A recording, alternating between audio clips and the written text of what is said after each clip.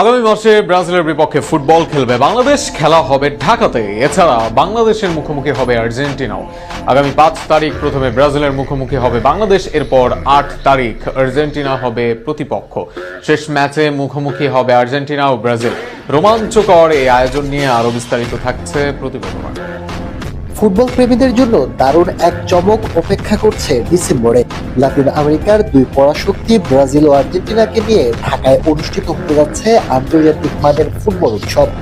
AFB Latin Bangla super cup football আয়োজনে রয়েছে AFB boxing promotion international limited.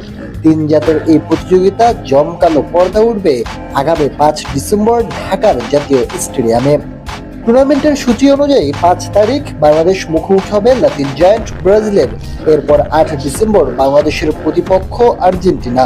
আর সবশেষ 11 ডিসেম্বর মাঠ কাঁপাতে একে অপরের বিপক্ষে নামবে